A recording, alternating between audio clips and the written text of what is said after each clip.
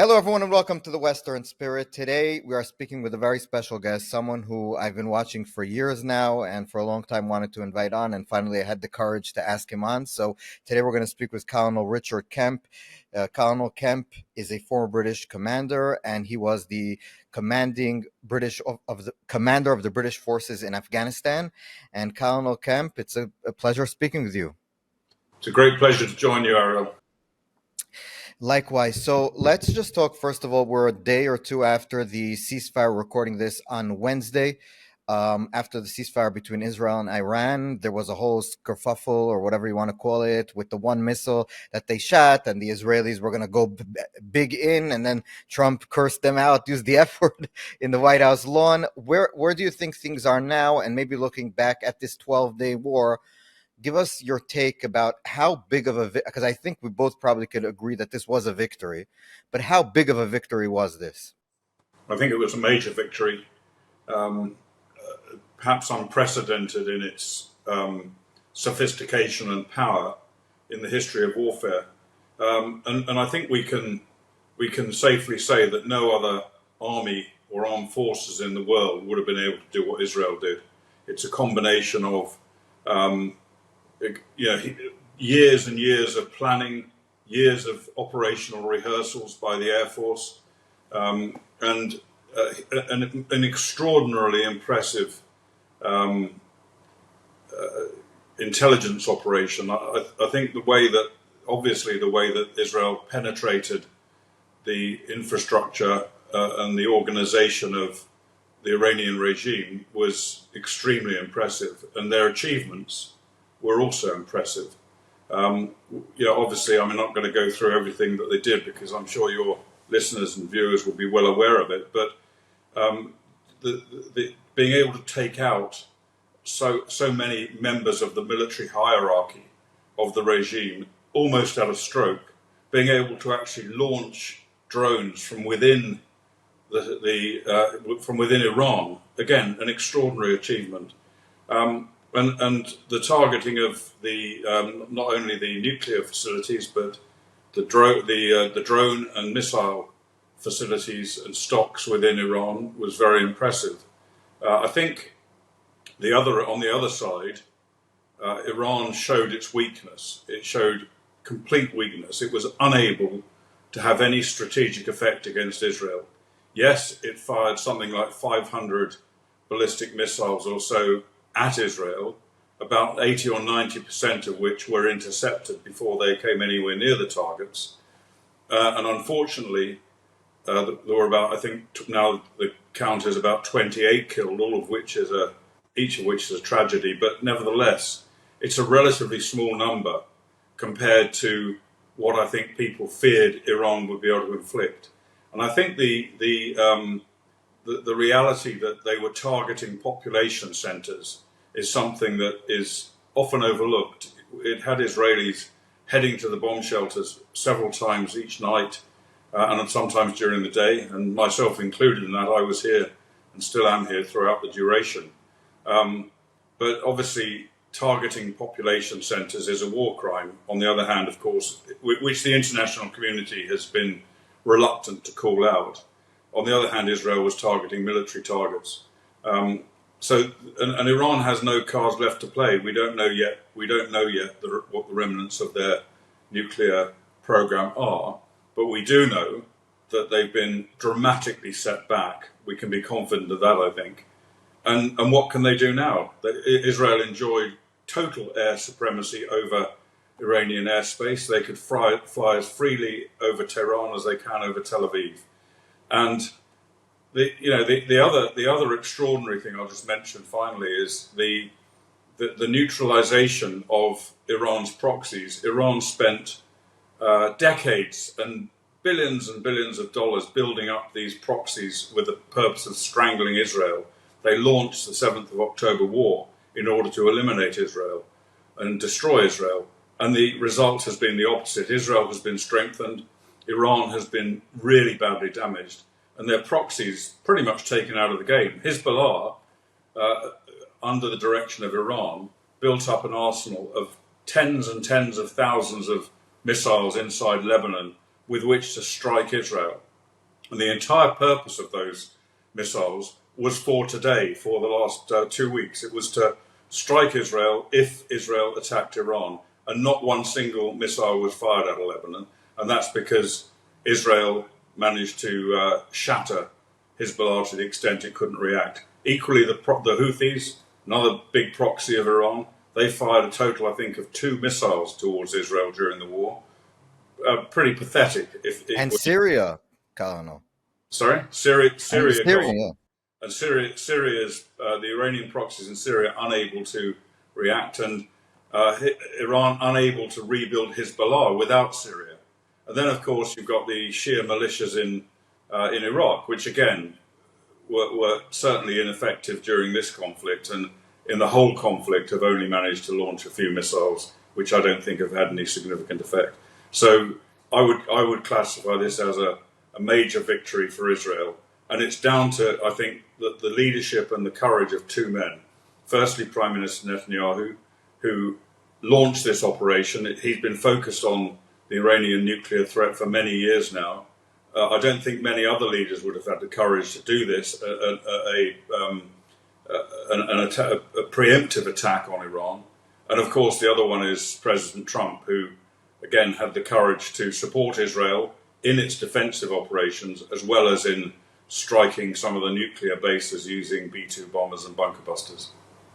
Are you, by the way, because I saw in Israel now, I've been writing in our newspaper about this in the past few days, and there's a sort of weird debate happening whether this was a tactical victory or it was also strategic, meaning people are saying, well, the Americans yesterday, CNN put out a release that the Trump administration denied its veracity, but what CNN claimed was that American intelligence says that the American attacks on Fordo and other places took back Iran's nuclear program just by a few months. And the assessment is they can basically start building it back up right away. And the Israelis are saying, at least today, the spokesperson for the IDF, we took it back years. So if it turns out that the CNN assessment is the right one, we don't know yet, would that mean that basically what was the achievement here, in your opinion, other than we showed we're stronger and we could do? Was it tactical, or is there a strategic situation here where they know that they won't be able to do it anymore, basically? I think it's a strategic victory. I don't think there's any doubt about that. Of course, a lot of people would like to think it was, it was a wasted effort or it achieved little. We don't know what damage it achieved. I think we can be pretty confident that it took out the vast majority of Iran's, if not all of Iran's, nuclear enrichment facilities. There may well be some uranium that we don't know where it is. I don't know, and probably very few people know. Of course, the regime will say that it's still there and that they're planning to revert immediately to their nuclear program. But they would say that, of course. They've got to prop up their credibility among the Iranian people and around the world. But I think one of the reasons it's a strategic victory is because there can be no doubt that it has put a different situation into the minds of the regime. They know that up until now they've played the West along, they've negotiated, they've been appeased by the West. They had no. I think they were pretty confident. They were very complacent. I think they were pretty confident that they would not be attacked by Israel, and certainly not by the United States of America. Now they've seen that's not the case, and they will have to rethink their strategy, both their strategy in terms of the regional proxies, which have been an abysmal failure. Yes, Hamas in particular has done significant damage to Israel, but is on the way to its own destruction.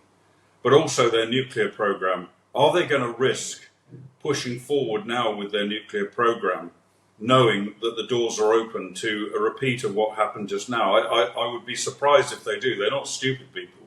They may not, throw away the idea of eventually reverting to a nuclear program, but I don't think it's going to be an immediate threat. I would say a number of years before we see them resurrecting it or attempting to. I could be wrong, of course. And the other potential strategic victory, and we don't know again, is the potential collapse of the regime. There are many oppositionists in Iran. that we don't know how, I don't know anyway, how powerful they are and how capable they are of actually launching an effective overthrow of the regime. But I think it's quite possible that they will do that. Obviously, they couldn't do it while the fighting was going on. That would have been extremely difficult for them. But that now, in the coming days, weeks, and months, perhaps they can. They've seen how weak the regime is. They've seen how exposed it is. They've seen many of their tormentors sent underground into their graves. I think it would be a hopeful thing anyway that there would be some kind of overthrow, whether it's by the people, whether it's by the army, or whatever, possibly even the IRGC, which itself is probably not going to change very much. But the army or the people attempting to overthrow the regime or succeeding is going to be could well be a game changer if it happens, and it could well happen, I think. Were you surprised, as someone who knows military stuff and knows this world, by how fast the Israelis controlled the skies over Iran? By how fast the Iranians basically showed how, like, they couldn't even.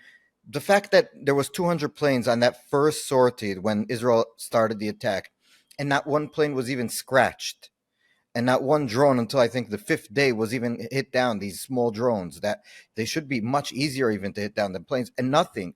It seemed that they were this. Everybody was scared. You mentioned that we thought they had much larger capabilities, that much more people would be dead here, and yet it's the first day was like 80 missiles that came into Israel, and then they started going down to like 30, 25. Sometimes the last day they shot 3, and then 4 an hour later. You were here, so you were with it. But my point is that, were you surprised by the weakness that they showed? Not really, to be honest, because I think, historically and certainly in recent years, in various different campaigns in the Middle East and South Asia, we've seen when Western forces of the sophistication of the United States or Israel confronts Middle Eastern and South Asian forces equipped with Russian weapon systems to a large extent, we've seen almost overwhelming victory by the West. Now, obviously, it's a different ballgame when it comes to asymmetric conflict on the ground, where guerrilla forces, terrorist groups like the Taliban, Islamic State, etc., when they're confronting boots on the ground on their own turf, I think that can be a different story. And in this case, it hasn't occurred, apart from, as far as I know, a small number of Israeli special forces perhaps on the ground as well. But if for example Israel attempted to invade Iran on the ground, which obviously is not on the cards, but if that happened, I think we'd be in a different ballgame entirely. But with this kind of warfare, I think countries like the United States and Israel are unmatched. Of course, it could have been that some Israeli aircraft were shot down by Iranian systems, but I think Israel had the benefit of having wiped out most of Iran's air defenses last year when Iran attacked Israel before, and of course the planning for this operation involved as a number one priority the destruction of the remaining air defenses and the command and control systems, radar systems, etc., which basically finished the job. Mm-hmm. I have to just say something and tell me if you agree. As you're speaking, I'm just thinking about it. From October 7th until now, when, as we're speaking, like you said, we have a strategic victory over the Iranians, and I agree with you. The amount of mistakes that the Iranians did from October 7th, maybe from before, but just from October 7th until now, is so colossally. It's almost not non-comprehensible, because October 7th was, they started it, they were supposed to do it together with Hezbollah. Hamas jumped the gun, and that's why, with all the sadness what happened, it wasn't as bad as would have happened from two different places. Then they did the mistake of attacking us directly, which led to, like you said, their air systems being defense systems being taken out. And then their negotiating tactics with Trump were so dumb, and maybe they felt he was Biden or Obama 2.0, or that he wasn't the Trump that killed Qasem Soleimani in his first administration. Something was so different that they could, buy time with him And it turned out that everything they did from day one was a big mistake on a strategic level, not even tactically, right? I think they failed to appreciate the reality of this situation. One, they are very arrogant, and they have, it's a religious regime which believes that Allah is on their side, and that fact alone can conquer anything that comes towards them. But they also misappreciated, I think, Trump's perspective on this, and they didn't recognize, and there was a lot of reason why they should misappreciate that, because Trump sent out numerous signals that he wasn't willing to either allow Israel to attack or indeed support such an attack. And I think that was deliberate deception on his part. And they didn't pick up the signs of that right up to the end. And I think the eventual US attack came as a huge surprise to them.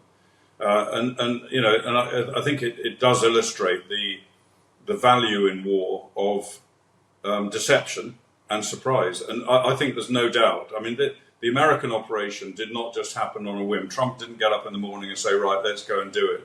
This has been planned with the Israelis for months. It's been planned since well before the preemptive attack by Israel on Iran.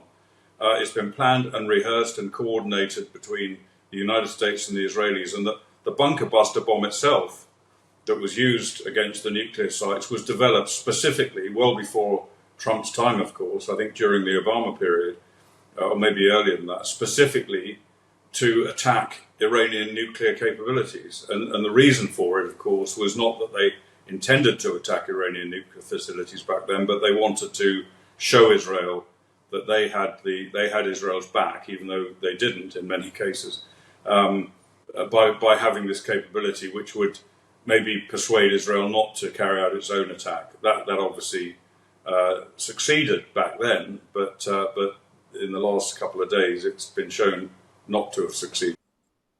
Exactly. So now, and you mentioned this, you said they have nothing when they come to the table. So, and they really don't. We remember when Trump had Zelensky and he said, you don't have the cards. And Zelensky has way more cards than Iran does at this point. Their whole strategy was to come to the table with their nuclear program. That was the card they were trading with. But we took their card away.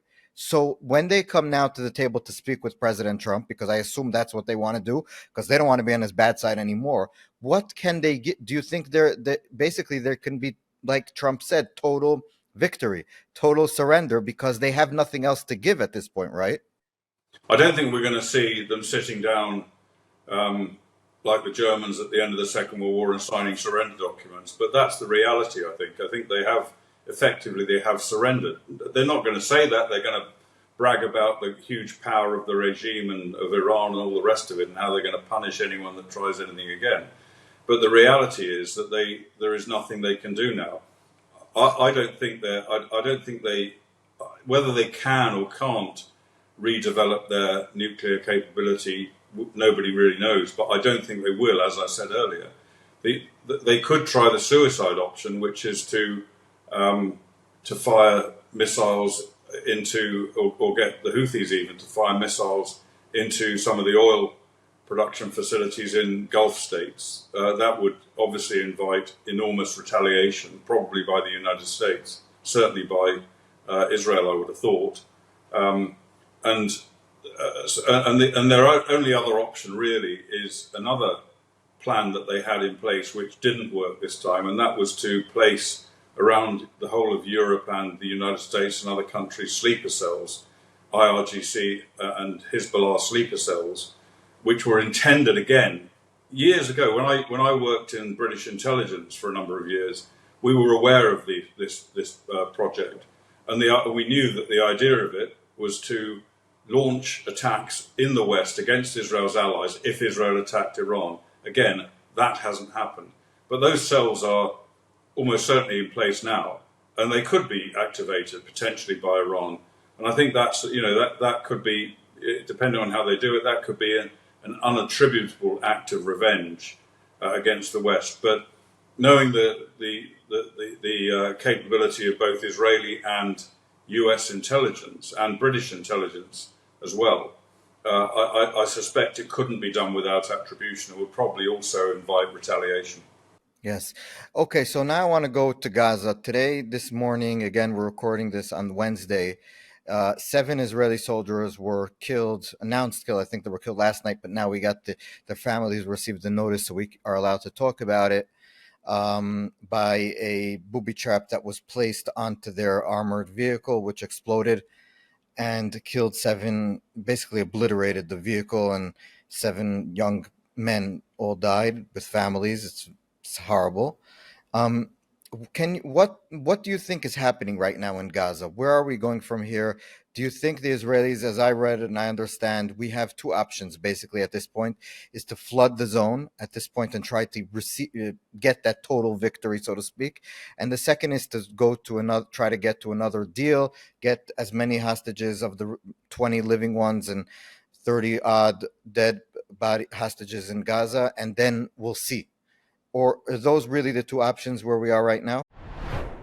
This episode is brought to you by Ayn Rand Center Israel. We meet every alternate Friday to study and discuss the philosophy of Ayn Rand, author of The Fountainhead and Atlas Shrugged. The topics range from ethics to politics, reason versus faith, aesthetics, psychology, and much, much more. This is the only place in Israel where Ayn Rand's unique philosophy is accessible to you, and you're welcome to come learn all about it. It's a great opportunity to learn and meet really interesting people. Attendance is free, and first-timers get a free book. We meet every alternate Friday at the WeWork in Sarona Market, and we like to keep the intellectual discussion going afterwards with some great food and drinks. Click the link for more info on Ayn Rand Center Israel.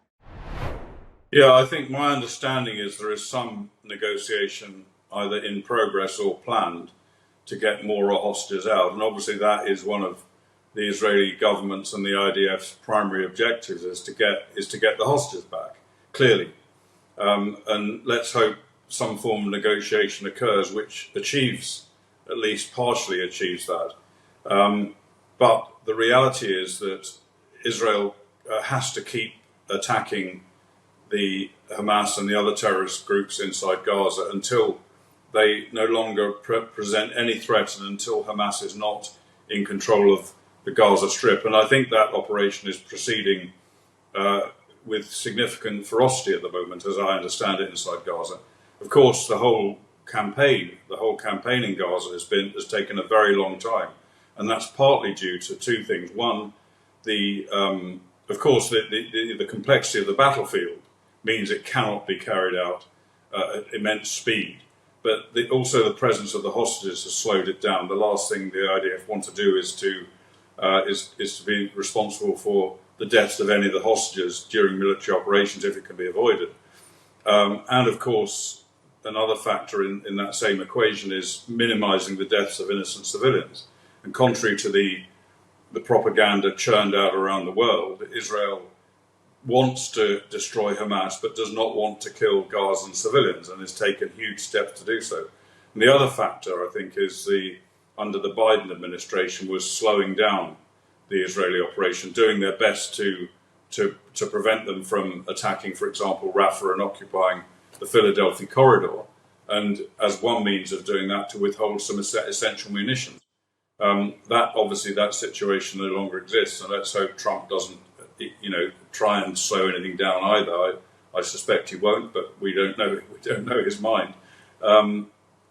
But I'll just mention, for the benefit of your listeners and viewers, one interesting fact which hasn't been overly focused on, which is the Gaza Humanitarian Foundation, which is, I think, potentially a turning point in the war against Hamas.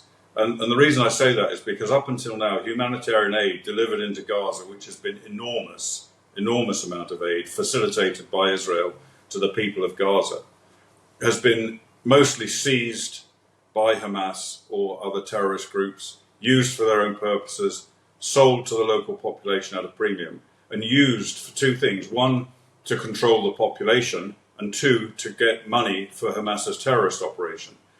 The Gaza Humanitarian Foundation aims to undermine that, and they've set up 4 secure bases inside Gaza, which have the purpose of delivering aid to those bases and allowing Gazan civilians to come and collect them without Hamas getting in the way and without Hamas being able to seize that aid. I visited one of those bases a few days ago, one of those aid delivery centres. And it was quite an extraordinary sight. There was something like 20 truckloads worth of aid deposited inside the base in individual boxes. And over the period of 2 hours after the gates of this base were opened, 20,000, I'm told 20,000, I couldn't count each of them, 20,000 Gazans came and collected aid. It wasn't the most orderly scene I've ever seen, but you can imagine it's almost like opening a supermarket and saying, here, everything's free inside. Anyone come in who wants you, you'd find the same kind of effect. But most people went away, I think, most people went away with what they wanted, what they needed, what they could carry. I spoke to many of them. I spoke to probably about 50 or maybe 60 Gazans who were collecting aid myself, on my own, without anyone else near me. And several of them said, we love America, or I love America, because they associate this aid with America. Of course, it is an American organized project. I love America. I hate Hamas. Kill Hamas. And when they were saying kill Hamas, there were a lot of cheers coming up from the people around them when they said it. They told me, and many of them told me how threatened they were by Hamas in terms of collecting aid from this side. Of course, Hamas hates these delivery sites, and for obvious reasons. And they've threatened, they've killed some of the people who have been working, the local Gazans who've been working for the GHF at these delivery sites. I think they've killed about 8 of them. The other message that came out from the people I spoke to was that they just want to get the hell out of Gaza as soon as they possibly can. They see no future. And no one's letting them out. Sorry? And no one's letting them out. No one's letting them out. And that in itself is an interesting phenomenon, because I've never been involved with or known of any war situation where civilians in danger have not been able to escape into a neighbouring country that is safe. In almost every case, I don't know of any other case actually where it hasn't happened, but it hasn't happened here. Egypt has just closed the doors, built a high wall, refused to let them in. Now, I can understand Egypt's perspective. Obviously, it's against the international treaties, humanitarian treaties that Egypt has signed up to, but I can understand Egypt's perspective. I don't agree with it, but I understand it. What I don't understand is why the international community, the UN, Western governments, haven't pressed Egypt to open their doors to these people. And the only thing I can conclude is that Western governments and international organizations, aid organizations, the UN, the EU, don't want the Gazans to leave. They themselves want to use Gazan civilians as human shields, just like Hamas do, because they don't want Israel, in many cases, they don't want Israel to win this, and they're using Gazan civilians as pawns. Otherwise, whether Egypt would have agreed or not, I don't know, but they would have pressured Egypt to open up its gates, and they haven't done so. So I think that in itself tells an incredible story about the real agenda and the real perspectives of the West. By the way, I should add one point, which is that the two organizations that are most vehemently opposed to the Gaza Humanitarian Foundation's operations inside Gaza are Hamas, obviously, and the United Nations. The United Nations. Yes, exactly. It's almost funny, but it's sad.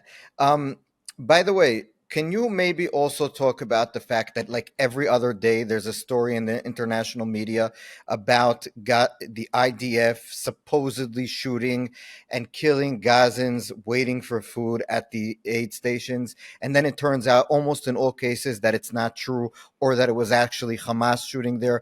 Why, speaking from perspective of someone who has been in this area of explaining the conflict here and trying to understand, maybe you can explain to us, why do people in the media, again, broadly speaking, fall for these stuff again and again and again? Why don't they learn from each time to the other time that, they should maybe take things with a grain of salt, wait for the facts to come in, but yet they keep on falling again and again? Do you understand why this keeps happening?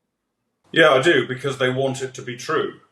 They will it to be true, and they will report it. For example, there was an article I read in a Palestinian Authority daily publication a few days ago, which pretty much spelled out with some proof that the people doing the shooting around the aid stations were actually Hamas.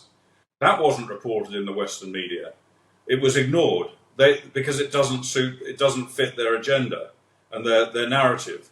And it's not just true of these incidents, it's true of so much that's happened in Gaza since the war began. Just think of the 14,000 babies that are going to die of malnutrition in the next 48 hours.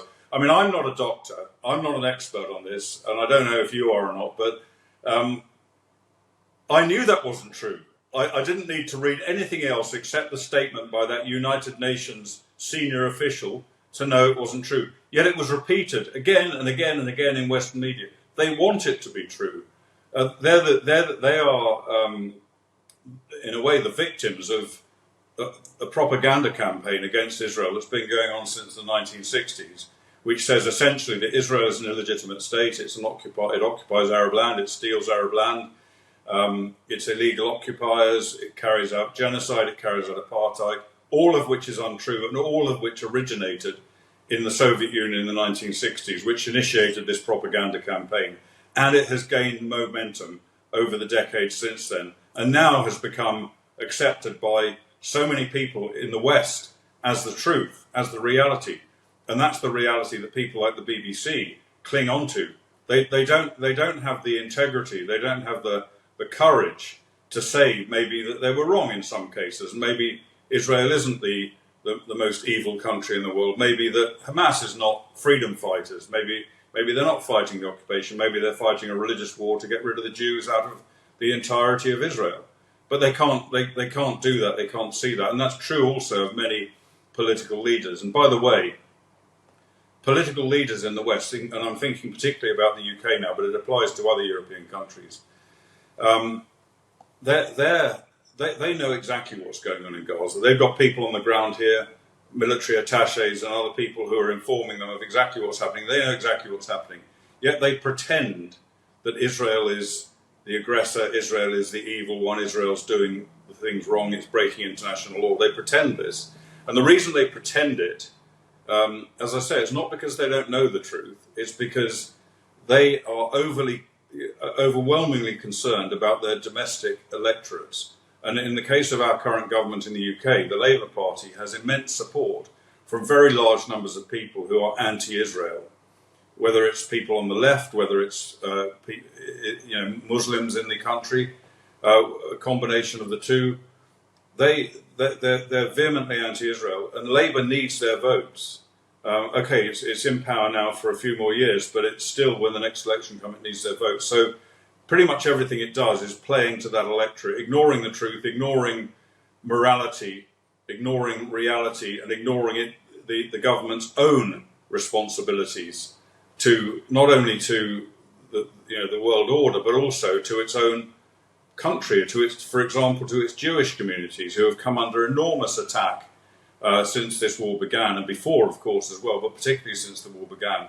And they have a liability, they have a responsibility to protect those people, partly, obviously physically, but partly also by making sure the truth is out there, not the lies that will give ammunition and fuel the fire of the Jew haters and the anti-Israel mobs that prowl our streets.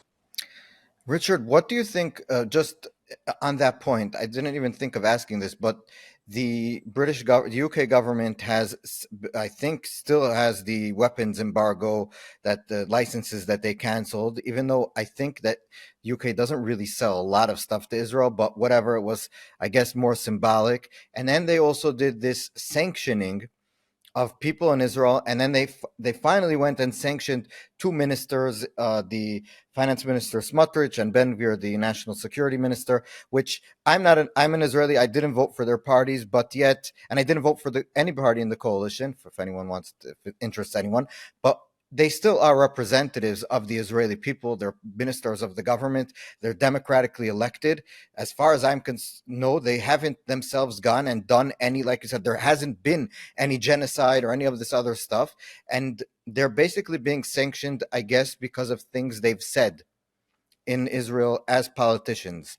And so how do you, as a British citizen, look at, like, why is this happening? Is that also because of the domestic politics? It's for exactly that reason. And they have the British government has absolutely no right to sanction ministers, elected ministers in the Israeli government. If those ministers were committing crimes, they would be prosecuted under Israeli law by the Israelis. It's happened before. Indeed, it's happened to one of the two ministers that was sanctioned in the past. So it's not the business of the British government to do that. It's an act of aggression against an ally, which is Israel, from which we benefit enormously in the UK, both in trade, in technology, in military commodities, and other forms of military and intelligence assistance. And equally so with the partial arms embargo. And it comes back to fueling the flames. I don't know exactly how much Israel depends on the items that the UK has withheld. Probably not very much, but everything is, in this current situation, everything's pretty important. But what they by suspending arms sales to Israel, what they're saying is Israel is using them to commit war crimes. That's the only reason that you would suspend their use, and clearly that's not true. It's a performative gesture for the same reason as I said before. I go back also to the International Criminal Court's arrest warrants against Prime Minister Netanyahu and former Defence Minister Gallant. The previous government, which wasn't so bound by electoral concerns in relation to anti-Israel voters, the previous government lodged an objection with the International Criminal Court against it, basically saying that it had no jurisdiction in this situation, which is true, it doesn't. But as soon as this government was elected, they withdrew that objection and obviously supported the International Criminal Court's, in my view, illegal action against these Israeli politicians. But what I don't understand is when they were at this, I don't understand how this even helps them electorally, because now with the Iran attack, they were asked, I think your Foreign Secretary Lamy was asked about what he thinks about the American attack on Iran, taking out the nuclear sites, and he basically refused to answer. He just said, we had nothing to do with it. But that wasn't, I think, the question, and no one asked if you had anything to do with it. What was do you support it? Do you not support it? They refused to answer. Why would you refuse to, why would you be ambivalent about taking out a nuclear program of a rogue Islamic state? What does that help you? Well, it's the set, we all, with those of us with a couple of brain cells in our head, know that an Iranian nuclear-armed regime presented a threat to Europe just as much in the longer term, just as much as it did to Israel and the rest of the Middle East. Britain is a member of the Nuclear Non-Proliferation Treaty, and we have responsibilities under that treaty to prevent nuclear proliferation. And therefore, we should not only have supported America's actions and Israel's actions, of course, but we should have taken part we could easily have taken part in the defense of Israel against Iranian attacks. We could have taken part in the strikes by the United States. I understand the US asked Britain to, I don't know for sure, but I understand the US asked Britain to join it in its strikes against Iran, and Britain declined. And the Attorney General came up with a very spurious advice to the Prime Minister that our joining those attacks would be illegal, which they patently would not be illegal. Again, the whole thing comes down. It's all down to domestic politics, because Iran, obviously, if it had been the US alone that had attacked Iran and not Israel, that would probably be a different story. The UK probably would have joined in, but they wouldn't join in anything that was seen as an Israeli venture, because, again, it's the electoral arithmetic that they're worried about.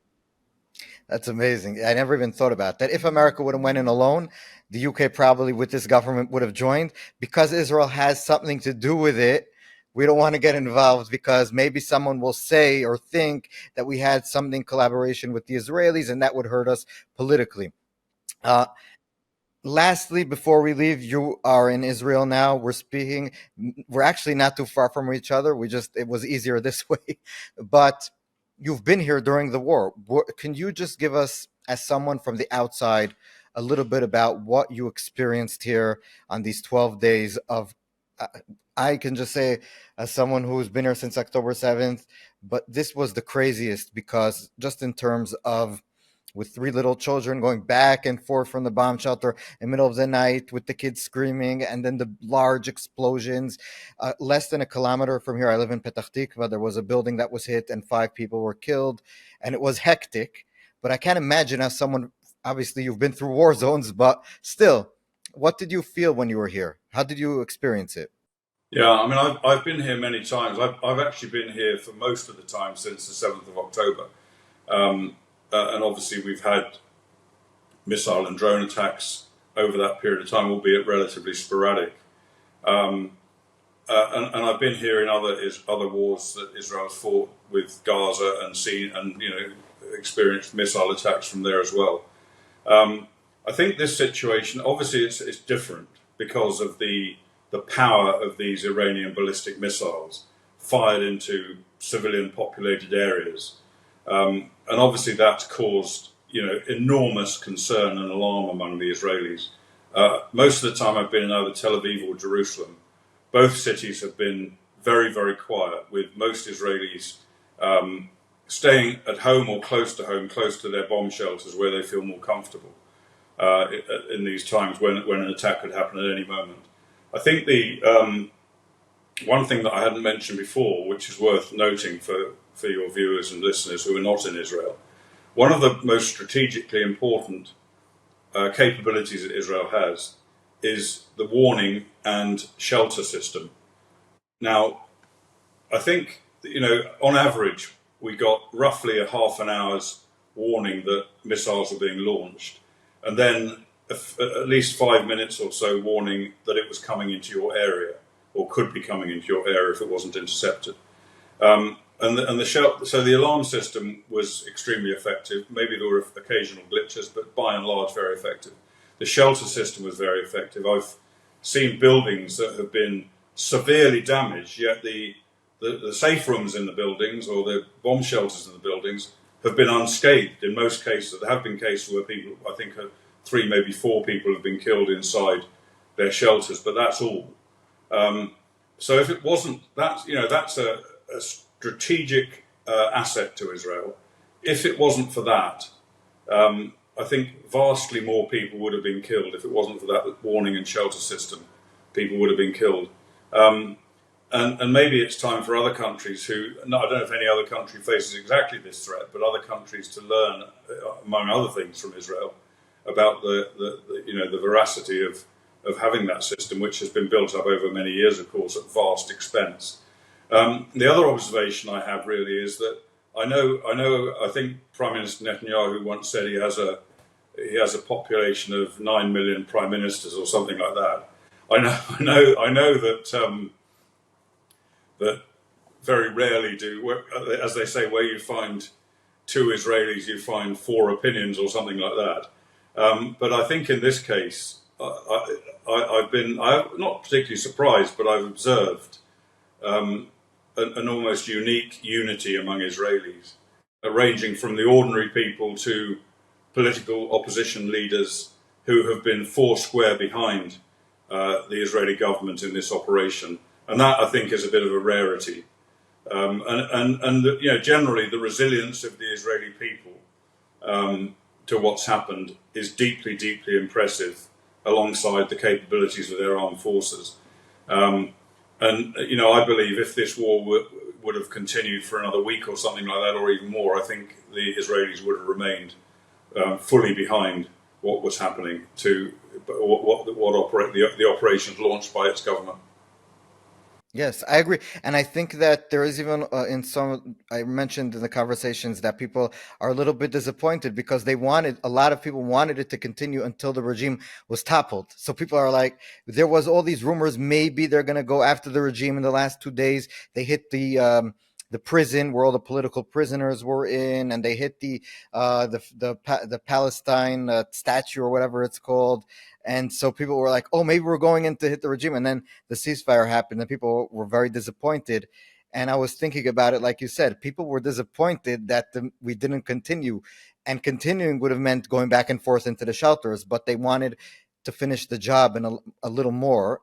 Again, no, I'm not criticizing the government. They did what they needed to do, and that wasn't part of the actual military plans. The objectives weren't to topple the regime, but still, people had a little bit of disappointment, and it goes to show the resilience here. Colonel Kemp, it's amazing talking to you. Keep safe next to us here in Israel. And it was, I think that having friends like you is very important to me, to listen to you in other programs also. And so I appreciate your voice and appreciate your time with us. Thank you very much. It's been a real pleasure.